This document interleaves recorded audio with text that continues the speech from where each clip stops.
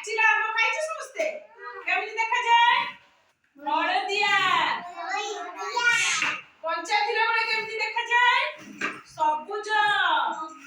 ପାଚିଗଲେ ମିଠା ଲାଗେ ନା ଖଟା ଲାଗେ? ମିଠା। ଆଉ କଞ୍ଚା ଥିଲା ବେଳେ କେମିତି ଲାଗେ? ଖଟା। Very good. ଆମ ଜାତୀୟ ପକ୍ଷୀ କିଏ? ମୟୂର। ମୟୂର ଯେତେବେଳେ ଆକାଶରେ କଳା ମେଘ ଆସେ ସେ କଣ କରେ?